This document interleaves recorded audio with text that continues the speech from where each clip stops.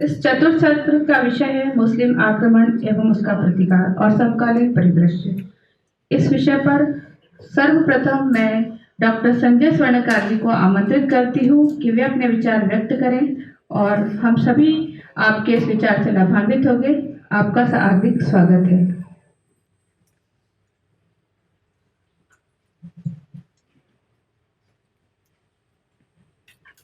Thank you ma'am. इस राष्ट्रीय शोध संगोष्ठी के चतुर्थ सत्र की अध्यक्षता कर रहे माननीय मनोहर सिंह जी राणावत, परम श्रद्धेय सुरेश मिश्र जी एवं इस सदन में मौजूद समस्त विद्वजन,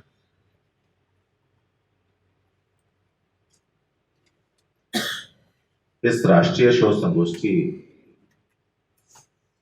का जो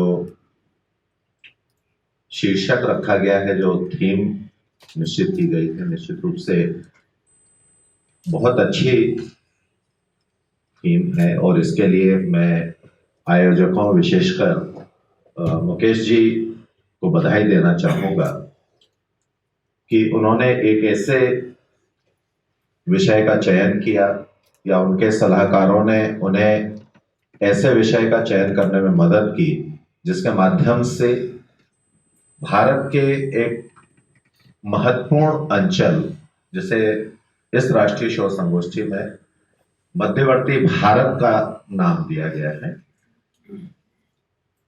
यहां इतिहास के नवीन आयामों पर हमें चर्चा करनी है। और इस सत्र में जब हमें चर्चा करने के लिए बुलाया गया है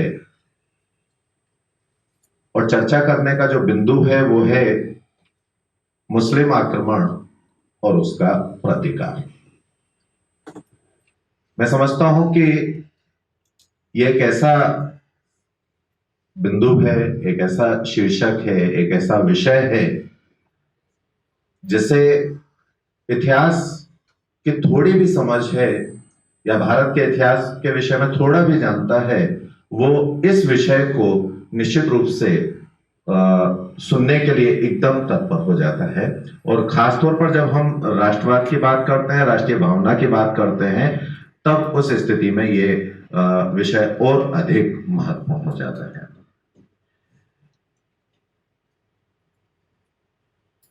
जब मुझे इस विषय पर चर्चा करने के लिए आमंत्रण मिला तो मुझे सबसे पहले मेरे दिमाग में यह बात आई कि मुस्लिम आक्रमण और प्रतिकार, इस पर जब मैं पढ़ा करता था, मैंने जब इतिहास विषय में एमए किया या उसके बाद जब पीएचडी किया, तो मुझे क्या पढ़ाया गया? क्या मुझे प्रतिकार के विषय में जानकारी दी गई? तो लगा कि वास्तविक रूप में ऐसा वहां आंशिक रूप से हुआ होगा, लेकिन पूर्ण रूप से ऐसा नहीं हुआ कि प्रतिकार की बात कहीं की गई। और आज की स्थिति में मैं सदन को अवगत कराना चाहूंगा कि इसी सत्र में जीवाजी विश्वविद्यालय के इतिहास विषय की बोर्ड ऑफ स्टडीज में मेंबर के रूप में वहां मौजूद था और हमें यह अवसर प्राप्त हुआ है कि वहां के एमए के पेपर्स को, प्रश्न पत्रों को तय करने में हमने जिन शीर्षक का उपयोग किया, उसमें हमने मुस्लिम आक्रमण और उसके प्रतिकार को शामिल किया। तो हमें ये बताने में ये मैं इसलिए यहां प्रासंगिक समझता हूं बताना कि आज इस बात की जरूरत है, इस बात की आवश्यकता है कि इतिहास में जो कुछ छूट गया है, जिस चीज का अभाव है, चाहे वो प्राचीन भारत का इतिहास हो, चाहे वो मध्यकालीन भारत का इतिहास हो, चाहे वो आधुनिक भारत का इतिहास हो, अगर कुछ छूटा है तो उस छूटे हुए अंश को, उस छूटे हुए क्षेत्र को हम इतिहास के अंदर सम्मिलित करें। शीर्षक के ऊपर मैं जरूर चर्चा करना चाहूंगा, मुस्लिम आक्रमण और उसका प्रतिकार।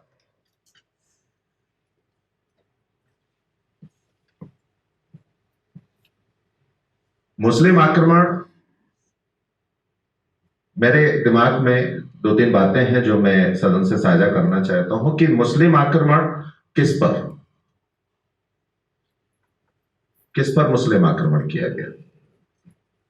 हिंदू राज्य पर, या ऐसा राज्य जिसका शासक हिंदू था, या मुस्लिम आक्रमण हुआ ऐसा भी इतिहास में हमें मिलता है जब मुस्लिम आक्रमण हुआ और वो मुस्लिम जागीरदार के ऊपर या मुस्लिम सुल्तान या जो क्षेत्रीय अमीर था उसके ऊपर आक्रमण हुआ।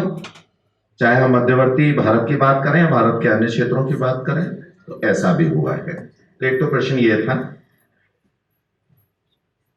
दूसरा प्रश्न यह था कि जो प्रतिकार है, मुस्लिम आक्रमण का जो प्रतिकार है, वो प्रतिकार मध्यवर्ती भारत की सीमाओं के अंदर हमें देखना है या फिर मध्यवर्ती भारत के राजाओं के द्वारा, स्थानीय राजाओं के द्वारा इस सीमा के बाहर जाकर किसी अन्य हिंदू राजा को सहयोग प्रदान किया और वहां शौर्य एवं वीरता की कहानियां गढ़ी गई।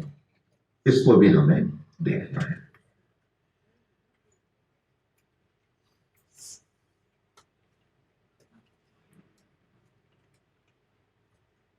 जब हम मुस्लिम आक्रमण और उसके प्रतिकार की बात करते हैं तो हम सभी जानते हैं कि हमें जो प्रस्तुत किया गया, जो भी ऐतिहासिक स्रोत हमारे सामने है, उसमें प्रायः मुस्लिम आक्रांताओं को डोमिनेट किया गया, उनको भारतीय समाज के ऊपर हावी बताया गया और यह चीज मध्यवर्ती भारत में भी लागू होती है। मध्यवर्ती भारत के जिन हिस्सों पर आक्रमण हुआ, चाहे वो महमूद गजनवी का आक्रमण हुआ हो, चाहे वो इल्तुतमिश का आक्रमण हुआ हो, चाहे अलाउद्दीन खिलजी के सेनापतियों का आक्रमण हुआ हो, या उसके बाद के शासकों का, बाबर का या औरंगजेब के समय में जो बुंदेलखंड पर आक्रमण हुए थे, उनकी अगर हम बात करें तो वहां जब भी बात होती है मुस्लिम आक्रांता को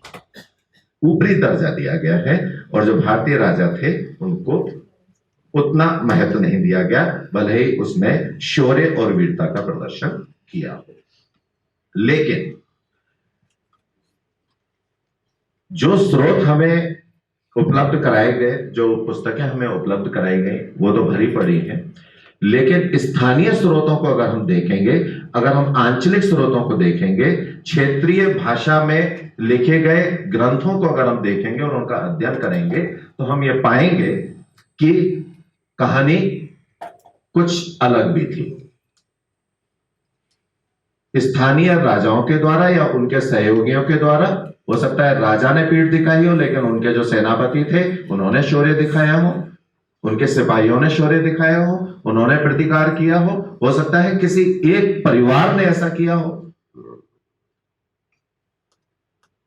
तो ये हमें उल्लेख मिल सकते हैं यदि हम स्थानीय स्रोतों की तरफ जाएंगे, और इस तरह के स्थानीय स्रोत हमें विपुलता में आज की तारीख में प्राप्त हो रहे हैं।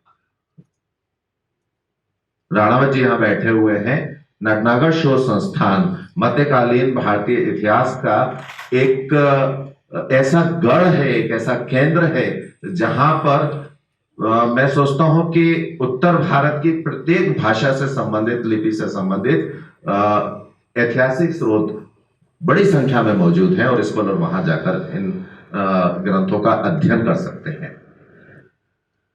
मध्यवर्ती भारत में चाहे मालवा हो, चाहे बुंदेलखंड हो, बघेलखंड हो, या ग्वालियर का क्षेत्र हो, या महाकोशल हो, इवन हम छत्तीसगढ़ को भी क्यों इससे अलग करें, इन सारे क्षेत्रों में इस तरह के स्रोत बड़ी संख्या में उपलब्ध होते हैं। और जब हम इनका अध्ययन करते हैं तो हम पाते हैं कि जब महमूद गजनवी भारत पर आक्रमण कर रहा है तो उसमें से 2 आक्रमण ऐसे भी हैं जब वो मध्यवर्ती भारत पर आक्रमण कर रहा है। 1019 और 1022 में 1019 में ग्वालियर पर अधिकार करते हुए वो कालिंजर पर अधिकार करने के लिए आगे बढ़ रहा है, और उस समय कालिंजर का जो किला था वो विद्याधर, चंदेल राजा विद्याधर के हाथ में था, और विद्याधर ने दोनों ही तरह से, सैनिक रूप से और कूटनीतिक रूप से, महमूद गजनवी का सामना किया और उसे शिकस्त दी, उसे वापस लौटने के लिए मजबूर किया था। और यह ऐसा पहली बार हो रहा है। यद्यपि 1008 में हिंदू शाही राजा आनंद पाल ने महमूद गजनवी को जबरदस्त चुनौती दी थी, और यह जो जबरदस्त चुनौती दी थी इस वजह से दे पाया था क्योंकि मध्यवर्ती भारत के कुछ राजाओं ने उसको सहायता प्रदान की थी। लेकिन अंतिम रूप से विजय महमूद गजनवी की हुई। इस वजह से हम यह कह सकने की स्थिति में है कि मध्यवर्ती भारत में चंदेल वंशी राजा विद्याधर ने महमूद गजनवी को रोका, एक ब्रेक लगाया, और जब 1022 में वो वापस आता है, एक बार फिर से विद्याधर महमूद गजनवी को रोकने में सफल होता है। लेकिन हम अपने पाठ्यक्रम में या जो भी इतिहास हम पढ़ते हैं या पढ़ाते हैं, वहां हम विद्याधर का जिक्र बहुत ज्यादा नहीं करते हैं।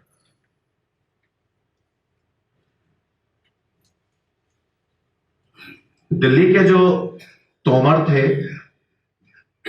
उनका विस्तार ग्वालियर तक हुआ, और ये तोमर चूंकि दिल्ली में काफी प्रभावशाली थे, इसलिए ग्वालियर में आने पर भी इनका प्रभाव काफी बड़ा था, और इन तोमरों ने ग्वालियर के किले पर अधिकार किया था, और यह किला उन्होंने मुसलमानों से ही छीना था। तो ये क्रेडिट किसको जानी है? ऐसा के तोमरों को जानी है, जो हम पाठ्य पुस्तकों में या किसी प्रश्न पत्र के अंदर इस क्रेडिट को नहीं दे पाते हैं।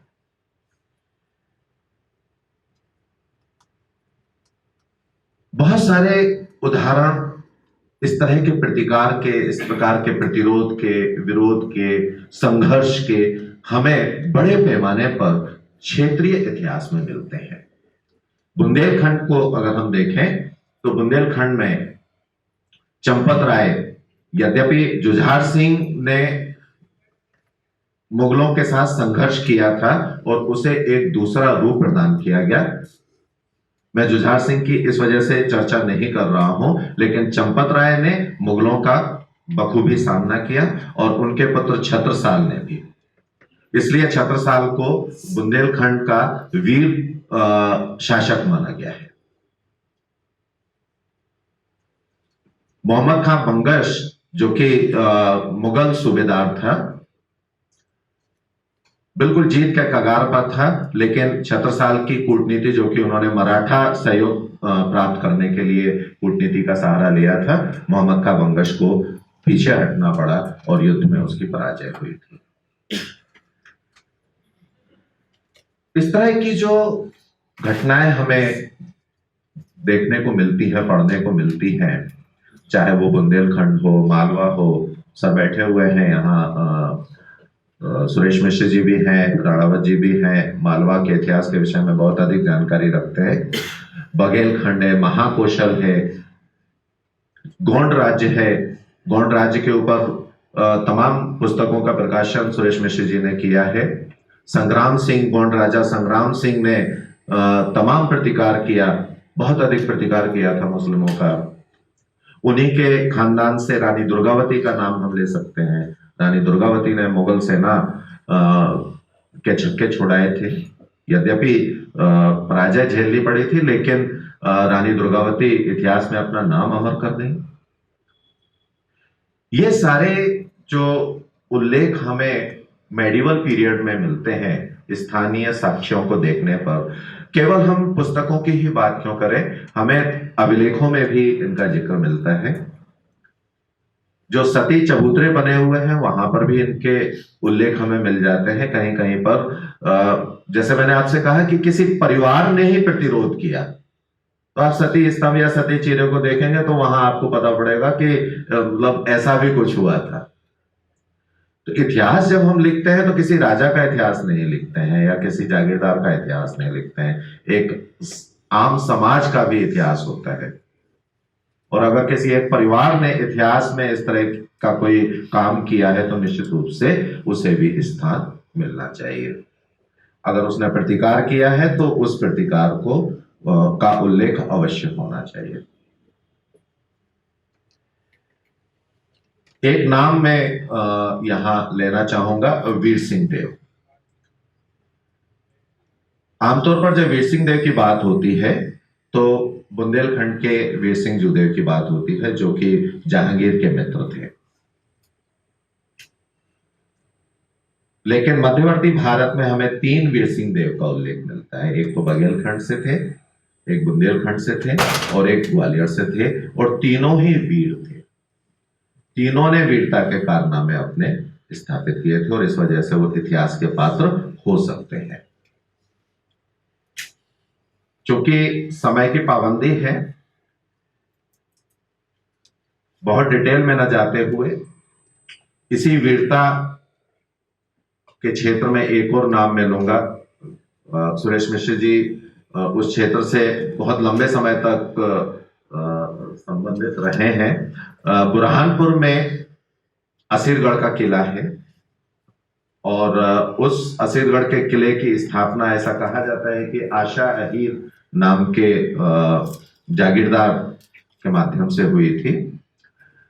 तो हमें ऐसे नाम जैसे आशा अहीर है, तो आशा अहीर के विषय में अधिक से अधिक जानकारी प्राप्त करने का प्रयास हम कैसे कर सकते हैं? स्थानीय स्रोतों का उपयोग करके कर सकते हैं। अपनी बात को अंतिम मोड़ देते हुए मैं यहां कुछ सवाल, चूंकि ये मंच, ये प्लेटफॉर्म मुकेश जी ने इसलिए उपलब्ध कराया है कि यहां पर संगोष्ठी के शीर्षक के ऊपर विस्तार से चर्चा हो सके। मैंने अपनी बात कही, आप सवाल पूछेंगे, लेकिन मैं अपनी बात कह रहा हूं और मैं कुछ सवाल भी उठा रहा हूं। जैसे मैंने शुरू में सवाल उठाए और अब फिर मैं कुछ सवाल उठा रहा हूं। जब हम मध्यवर्ती भारत की बात कर रहे हैं तो उस पीरियड में, जो पर्टिकुलर पीरियड है, मुस्लिम पीरियड, मुस्लिम आक्रमण का पीरियड, उस पीरियड में क्या हम हिंदू राज्यों के बीच में जो परस्पर संघर्ष हुआ था उसकी बात नहीं करेंगे? जो स्थानीय संघर्ष था, क्या हम उसकी बात नहीं करेंगे? क्या हमें उसे छोड़ देना चाहिए? हिंदू राजवंशों में, राजघरानों में जो परस्पर संघर्ष होते थे, षड्यंत्र होते थे, क्या हमें उन्हें छोड़ देना चाहिए? केवल हम मुस्लिम आक्रमण पर ही फोकस करेंगे या इधर भी हम ध्यान देंगे, जिसकी वजह से मुस्लिम आक्रमणकारियों को कहीं सफलता भी मिली? तो हमें उसको देखना भी बहुत जरूरी है। 2-3 बातें और भी हैं। मध्यवर्ती भारत पर मुसलमानों का आक्रमण हुआ तो मध्यवर्ती भारत पर मराठों का भी आक्रमण हुआ था और मध्यवर्ती भारत पर जाटों का भी आक्रमण हुआ था। तो क्या केवल हम मुस्लिम आक्रमण की बात करेंगे या हमें मराठा आक्रमण और जाट आक्रमण की भी बात करना चाहिए? मैं ये समझता हूं कि हमें मराठा आक्रमण और जाट आक्रमण की भी बात करना चाहिए, क्योंकि जिस तरह से मुस्लिमों ने आक्रमण करके अपने राज्य की यहां स्थापना की थी, उसी तरह से मध्यवर्ती भारत के कई क्षेत्रों में मराठों ने आक्रमण किया और वहां अपनी जागीरें स्थापित की, अपने सूबे स्थापित किए। और इसी तरह से जाटों ने भी जब आक्रमण किया मध्यवर्ती भारत के कुछ हिस्से पर, तो वहां अपनी जाटों की गढ़ियां स्थापित की, किले स्थापित किए और राज्य स्थापित किए। तो क्या हमें उस पर बात नहीं करना चाहिए? यह बिंदु मैं कुछ उठाना चाह रहा था। और सबसे अंत में एक ताकीद करना चाहूंगा कि जो पुरातात्विक स्रोत हैं, सर बैठे हुए हैं रहमान अली साहब, पुरातात्विक स्रोतों को सच्चे साक्ष्य माना जाता है, उस पर बहुत कम क्वेश्चन मार्क लगते हैं। लेकिन जो लिखित साक्ष्य हैं, लिखित साक्ष्यों पर क्वेश्चन मार्क्स ज्यादा रहते हैं, प्रश्न चिन्ह ज्यादा लगते हैं। और खासतौर पर जो स्थानीय लिखित साक्ष्य हैं उन पर कहीं ज्यादा लगते हैं, क्योंकि भारत में जब लेखन की बात होती थी तो आमतौर पर काव्य में लेखन होता था। मध्यकालीन भारत में स्थानीय जो साहित्य लिखा गया है वो काव्य में लिखा गया है, और काव्य में से इतिहास निकालना थोड़ा सा दुरूह कार्य तो है। तो हमें इसके लिए बहुत अलर्ट रहना पड़ेगा, सजग रहना पड़ेगा कि स्थानीय साक्ष्यों से हम अगर फैक्ट्स ले रहे हैं, स्थानीय स्रोतों से अगर हम साक्ष्य ले रहे हैं, फैक्ट्स ले रहे हैं, तो उनको हम सावधानी पूर्वक लें। ग्वालियर के एक